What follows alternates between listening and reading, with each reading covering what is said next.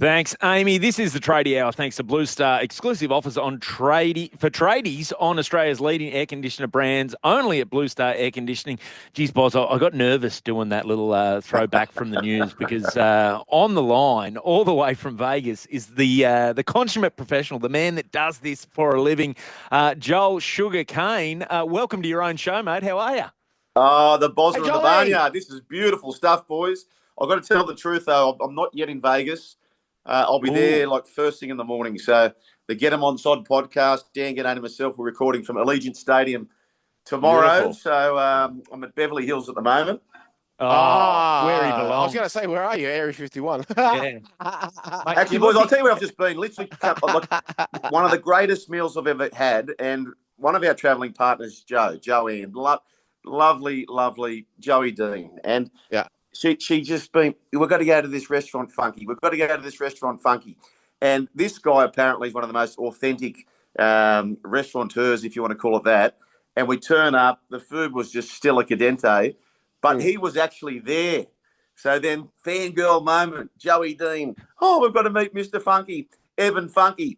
We met him. Now, he's known for this Matarola. This is his sort of technique, handmade pasta.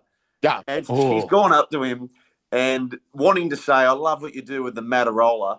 And she says, oh, Mr. Funke, I just love what you do with that rolling pin. He just sort of looked at her and went, oh, okay. Oh, okay. Fair enough. But who's the person that you would fanboy or fangirl over? For me, the Melbourne Cup caller for so many years, Greg Miles. Who's that sort of rare gem that another mate of mine, the spa man, listened to the program, he'd say Graham Ross, the man who's in the gardens. But who would you boys say?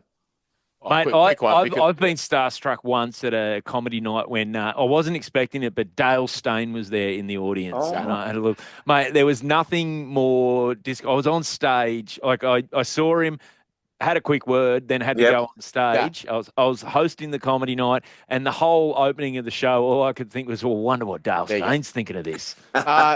Joel, just to let you know, it's us that asking the questions, not you. So this is your first and last question. But I would say Dennis Lilly. There you go. Another fast bowler as well. Nice. So let's talk about. So you're in Los Angeles. You guys are going to catch a plane to Vegas, correct? First thing in the morning, I'm off to all the best Vegas. Flight. That can get a bit rough, by the way, just to let you know. And how's it all feeling? How's it all shaping up? I tried to get this out of Fletch yesterday. The other day, Tuesday, I think it was. Yep. He wasn't 100% certain. But how do you feel about the whole scenario and all that? Because now we've got something to measure it against in terms of last season. Even though I don't think you went last season, did you, Joel? No, I didn't. But I know it's going to be big for this reason, Boz and Barney, is that I didn't come last year, but so far on this trip, we've been to Napa Valley, we've been to Monterey, Santa Barbara, now in Los Angeles at Beverly Hills. But the reason I say that is everywhere we've been, we've run into Australians who are here ultimately to go to Vegas. And I'm seeing down here on the strip here at Beverly Hills that we're seeing St. George jerseys. St. George aren't even playing. We're seeing the Broncos who were here last year. So I've just got a feeling this is going to be cheeky big because, even places that are not yet Vegas, there is so many Australians floating around. In the foyer down here, there's Sharks fans. There's Warriors jersey running to, a bloke in front of the Beverly Hills sign. He says, Chromie, Warriors are going to win it, So he listens to the program. And I just think this thing's going to be massive. And just repeating, too, that for anyone who's going and listening via the app, and I've been listening to the shows over here as well, you can hear both calls of the games through SEN and as it happens. So you click on Stadium and it's just going to be wonderful experience. That's what we said, yeah. And also the other thing I was going to ask you, Joel, I mean, I think it's a marvellous thing for rugby league. I think it's a real outward-looking thing where I think the one thing you could level at rugby league over the years has been too inward-looking. I think this is absolutely brilliant. And I think, so far as I'm concerned, in terms of measure of, of how well it's going to do, for me, that would be to be included, say, in the bookmakers, you could say, thoughts, and especially with it being legalized in 5 states.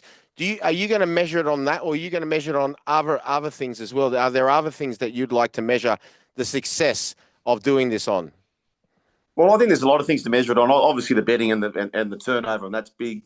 But not only that, like the amount of inches it gets in the papers, the amount of mentions it gets in social media and and everything else has been part of it. But I think the bottom line is going to be the two main metrics, which is how many people, or three main metrics, how many people over here are going to watch it on the main channel, which is going to be on the main Fox Sports channel. How many back home are going to be watching it? How many people who, and obviously the AFL are trying to sort of sandwich themselves into that position so we don't get free reign at the whole thing. How many people watch it there? But I think the ultimate thing is, again, how many people are going to be at this game? And I think whatever the numbers are, just based on how many Australians I've seen here in all different parts of this state, it just has to be big. It just can't not be big based on what I've seen. And particularly, Bulldogs fans who don't have a team playing, but people just don't want to miss out on it. Now, I just, and that's another thing I was getting to, Barney, as well, right? So when football, soccer, whatever you want to call it, made its first massive push in the United States, there was really the 70s and late 70s specifically when Pele went over, Franz Beckenbauer, the late Johan Cruyff, all of them played for New York Cosmos. And then it went off for a bit, but then they really built it up before the 1994 World Cup. And now it's absolutely huge in the States, in terms of what. Is that something eventually, you think, Joel, that maybe rugby league could look towards to say, all right, maybe from this interest and all that, because we know it's played in the United States, but not to the extent, say, of a football or basketball or whatever.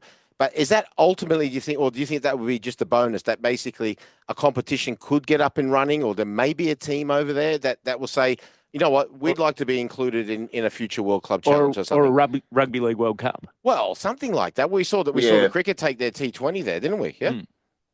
You know what I honestly think? I think the biggest opportunity is definitely the girls. And the reason I say that is because you've got so many Australians who have been playing boys, mostly the boys, since they were 5, 6 and 7.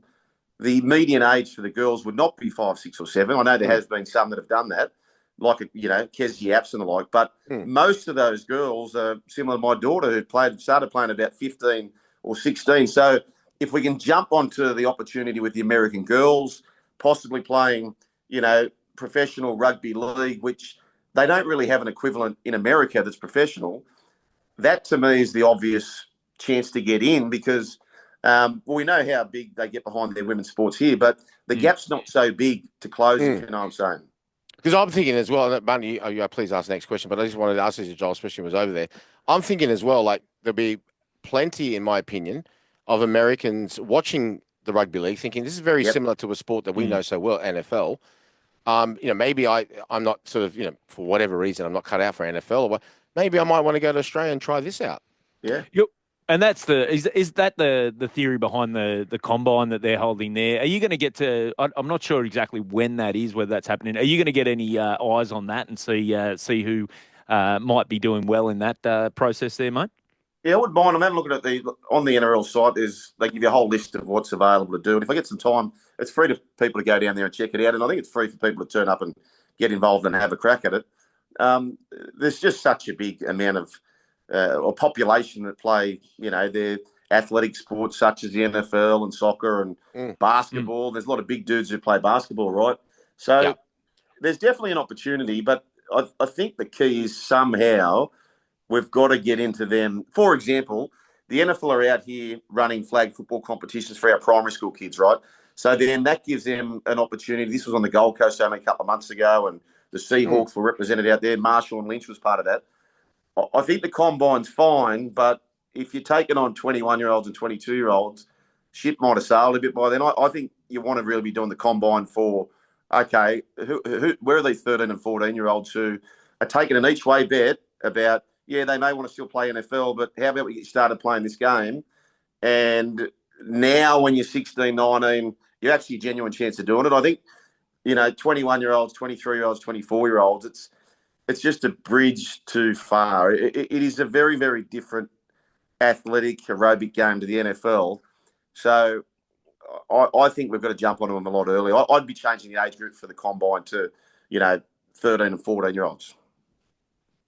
Mate, we do have to let you go because it is party time, I believe, there in Beverly Hills, mate. And you are looking resplendent in your nice button-up shirt and your chromey hat. Chromey hat. Now, big talk. All the listeners want to know, and I don't know, you obviously haven't had a chance to catch up with him yet. Can you update us, though, on whether Brian Fletcher is actually drinking or not? Because he claims he wasn't going to be drinking in Vegas. Have you heard any rumours? Have you seen anything? This is the question that I sacrificed my question for. Yes. Yeah, I tell you what. Well, one thing you know about Brian, there's Aristotle and there's others who come up with big sort of famous quotes. I think he'll lay claim to saying, does a bear do you know what in the woods? Yeah. And does a bear's head do you know what in Las Vegas? I think you know the answer to that. Yeah, definitely. Well, mate, we'll be listening to your call on Sunday with Timmy Manor. Go well for that, mate. Thanks for joining us, and enjoy the rest of your evening over there. Can't wait, boys. I just Thanks, saw this. You've heard of the Waymo cars, the driverless cars? Yeah. Driverless carts for DoorDash and those sorts of things. Crazy stuff. Have fun and tune into the call on Saturday.